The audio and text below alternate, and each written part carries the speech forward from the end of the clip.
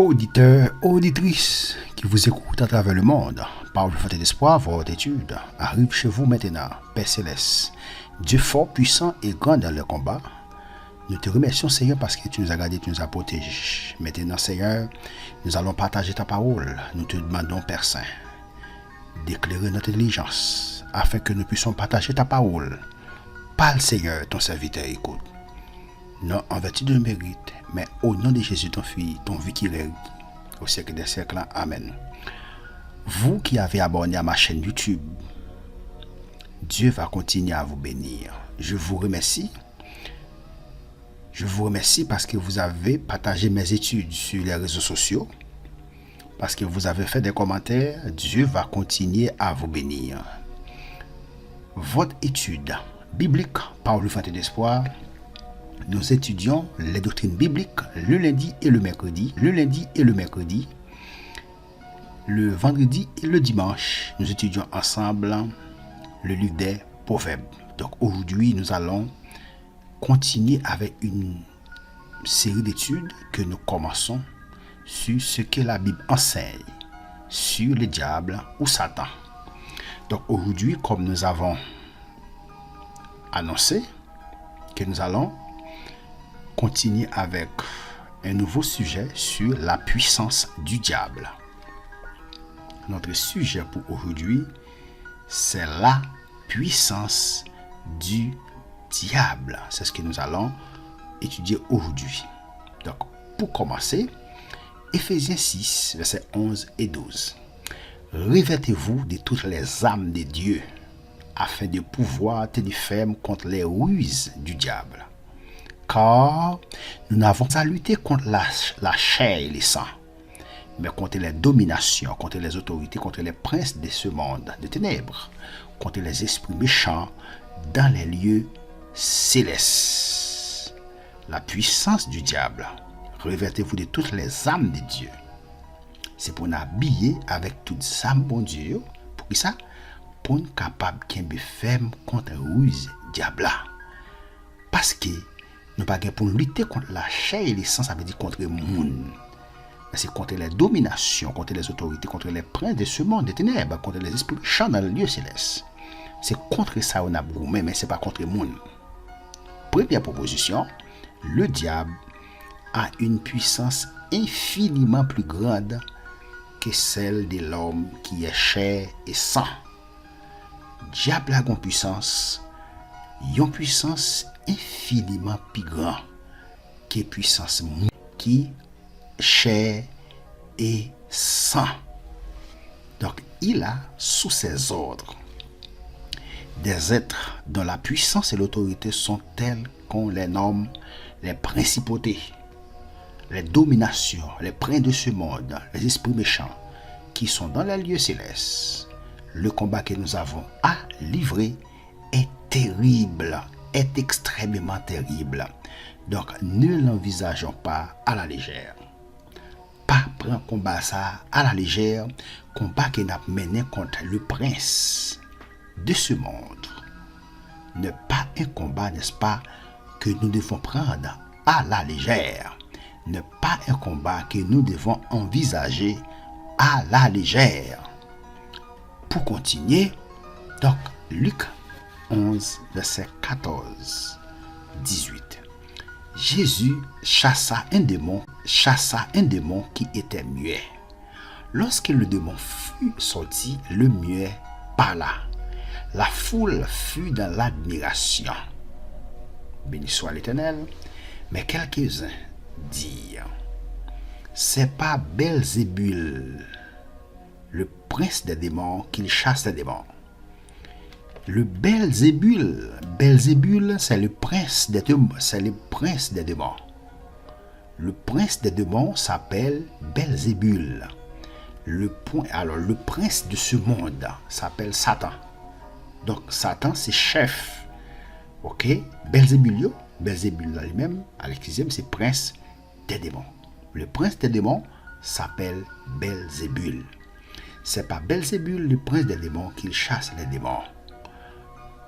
Et d'autres, pour le prouver, il demandait un signe venant du ciel, comme Jésus connaissait leurs pensées, il leur dit, tout royaume divisé contre lui-même est dévasté, et une maison s'écoule sur une autre. Si donc Satan est divisé contre lui-même, comment son royaume subsistera-t-il? Puisque vous dites que je chasse les démons par Belzébul. Jésus-Christ dit, puisque donc non dit que moi chasse démons par Belzébul, béni soit l'Éternel. Jésus-Christ dit, puisque non dit moi chasse démons par Belzébul. Il dit que un royaume qui divisé contre lui-même, royaume ça pas capable de continuer à exister. Livre dit royaume Satan li divisé entre lui-même. C'est peut-être ça. Il pas royaume Satan li divisé contre lui-même. Jésus-Christ fait chasser un démon. Eh bien, il dit c'est puissance. Il dit c'est pas Belzébul, ça veut dire le prince des démons qu'il chasse les démons. Ça veut dire c'est Belzébul qui l'utilisé pour le capable de chasser les démons. Donc, c'est-à-dire, Jésus-Christ répond pour le dire, tout royaume qui est divisé contre lui-même, royaume ça est dévasté. Si donc, Satan est divisé contre lui-même, comment son royaume subsistera-t-il? Si royaume, n'est-ce pas? Royaume Satan est divisé contre lui-même, comment il peut continuer d'exister? Puisque, l'on dit qu'il chasse les démons par Belzébul. Donc, deuxième proposition, Satan est le souverain du royaume des démons. Il est le souverain du royaume des démons. Il se met, en quelque sorte, nous t'a dit Satan, c'est mettre royaume des démons. Il se met là, c'est le même qui met royaume des démons. Pour continuer, Daniel 10, verset 5, 6, verset 11, 12, il dit, je levai les yeux, je regardai et voici, il y avait un homme vêtu de lin, ayant sur les reins une ceinture d'or. Du phase, son corps était comme des chrysolites. Son visage brillait comme l'éclair. Ses yeux étaient comme les flammes de feu. Ses bras et ses pieds ressemblaient à des lérins polis. Et le son de sa voix était comme le bruit d'une multitude. Il me dit, Daniel, ne crains rien. Car de le premier jour, tu as eu à cœur de comprendre et de t'humilier devant Dieu. Tes paroles ont été entendues.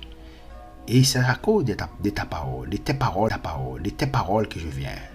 Le chef du royaume de Perse m'a résisté 21 jours. Mais voici, Michael, l'un des principaux chefs, est venu à mon secours. Et je suis demeuré là, auprès des rois de Perse. Nous devons expliquer le verset ça. Pour nous dire, le Daniel t'a prié, Daniel t'a fait un jeûne pendant 21 jours. Eh bien, l'Éternel va y répondre prière le même jour. Eh bien, il dit, le chef du royaume de Perse, les kembe prière, ok, qui c'est Satan même, les kembe prière, eh bien, les bloquer, les résister, en ça, l'Éternel te voyait pour te répondre à Daniel. L'Éternel voit ça, il voyait l'autre ange qui est plus puissant que c'est Michael. Eh bien, les ça fait, l'ange l'a dit, c'est Michael, il est le principal chef, yo, vient pour te secours. C'est-à-dire que l'Éternel voyant réponse prière par Daniel, par moi un ange, eh bien, Satan bloqué ange là. Il bloqué, ça veut dire pour montrer comment puissance, on va dire là maintenant, on va dire là maintenant ensemble, hein, la puissance du diable. C'est ça qu'on peut dire là. On peut dire la puissance du diable, puisqu'il n'a pas étudié puissance du diable là. Nous voulons montrer dans quel niveau le diable est puissant. Donc, il bloqué puissance, il bloqué ça qui t'a pas porté réponse à Daniel là. Son l'autre ange qui c'est Michael, l'Éternel des armées, le roi des rois, lui voyait pour alporter l'autre ange ça secours. C'est-à-dire, il y a des anges qui ont puissance qui est plus puissant par l'autre. Même dans le royaume ténèbres là, il y a un démon qui est plus puissant par l'autre. Pour continuer, troisième proposition, le diable ou l'un de ses subordonnés a le pouvoir de résister à un ange glorieux pendant plusieurs jours et de Yes, la proposition ici, le diable a l'un de ses subordonnés ou l'un de ses subordonnés. Yon subordonné là, il a pouvoir pour résister à un ange glorieux. C'est pour nous montrer dans quel niveau, n'est-ce pas? Parce que nous avons étudié maintenant la puissance du diable. Nous montrer comment le diable est puissant, il a pouvoir, n'est-ce pas, pour bloquer un ange. L'Éternel veut une réponse, pas Daniel, il a pouvoir pour le bloquer, il a puissance, il a pouvoir pour le bloquer. Pendant plusieurs jours, et de retarder son action. Il est capable de faire ça. Il a pouvoir, puissance pour le faire ça. Pour nous continuer, acte 26, verset 18, il dit, afin que tu leur ouvres les yeux, pour qu'ils passent des ténèbres à la lumière, à la puissance de Satan à Dieu, pour qu'ils reçoivent par la foi en moi le pardon des péchés et l'héritage avec les sanctifiés, afin que tu ouvres les yeux pour qu'ils passent des ténèbres à la lumière, pour passer des ténèbres à la lumière, et pour passer de la puissance de Satan à Dieu. Parce que nous avons la puissance de Satan. Pour passer de la puissance de Satan à Dieu. Béni soit l'Éternel. Quatrième proposition, le monde entier, c'est-à-dire la masse des hommes non sauvés, est sous la puissance de Satan. Béni soit l'Éternel. La masse des hommes non sauvés, ils sont sous puissance Satan. Ou même qu'à côté étude ça, qui peut faire la paix avec Christ. Ou besoin convertir parce que c'est seulement l'homme à bon Dieu. Ou capable de gagner une puissance qui est extraordinaire, qui dépasse la puissance du diable. C'est seulement monde qui n'a bon Dieu. Seulement monde qui a servi bon Dieu. Seulement monde qui a adoré bon Dieu. Seulement monde qui gagne onction bon Dieu dans la vie. Béni soit l'Éternel. Qui gagne une puissance. Qui gagne une puissance. Qui est extraordinaire, qui est supérieur à la puissance du diable. C'est seulement monde qui n'a bon Dieu, seulement monde qui cachait des bons dieux. Yes. Le monde entier, c'est-à-dire la masse des hommes non sauvés. Lundi, le monde entier là, il veut dire la masse des hommes non sauvés, est sous la puissance de Satan. Et pour ne pas accepter Christ, eh bien, ou en bas puissance ennemie. Béni soit l'Éternel. Dans 1 Jean 5, verset 19, il dit, nous savons que nous sommes des dieux. Béni soit l'Éternel. Nous savons que nous sommes des dieux et que le monde entier est sous la puissance du malin. Littéralement, le monde entier ici, c'est le monde entier gît ou bien couché dans le malin. Le monde entier ici, c'est pas l'autre que la masse des hommes non sauvés. La masse des hommes sans Dieu. Le monde entier là, c'est ça, la masse des hommes sans Dieu. N'est-ce pas, yo en bas puissance malin. Béni soit l'Éternel. Cinquième proposition, le monde entier, c'est-à-dire l'ensemble des hommes, à l'exception de ceux qui ont été appelés et forment l'Église, est plongé dans le malin et repose avec indolescence entre ses bras. Béni soit l'Éternel. Job 1, verset 10-12. Ne l'as-tu pas protégé, lui, sa maison et tout ce qui est à lui? Vous songez? L'Éternel a un dialogue avec Satan. Il dit, est-ce qu'on va protéger Job? Ou protéger Kali, tout ça qui est pour lui. Tu as béni l'œuvre de ses mains. Ou béni l'œuvre mains. Et ses troupeaux couvrent le pays. Mais étends ta main, touche à tout ce qui lui appartient. Je suis sûr qu'il te maudit en face. L'Éternel dit à Satan, voici tout ce qui lui appartient, je te livre. Seulement, ne porte pas la main sur lui. C'est de l'Éternel. Béni soit l'Éternel. Il retire l'école devant l'Éternel. Sixième proposition, Satan ne peut pas exercer sa grande puissance au-delà des limites que Dieu lui a tracées. C'est ça dans le texte. L'Éternel dit que prend tout ça le gagnant. Ok, tout ça qui gagne livre yo. Seulement, pas mettre main sur lui.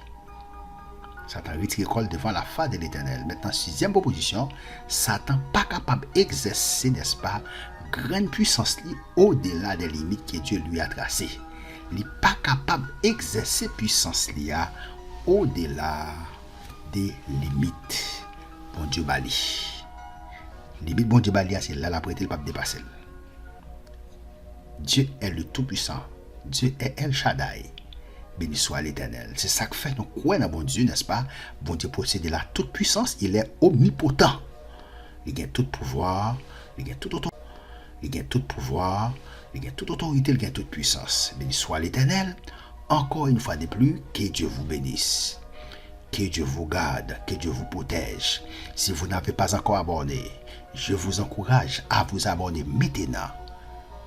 Ok, pour recevoir, n'est-ce pas, votre nouvelle étude chaque semaine. Si vous avez déjà abonné, je vous encourage maintenant à faire des commentaires, à partager mes études sur les réseaux sociaux. Je vous encourage maintenant à aimer ma page ou ma chaîne YouTube.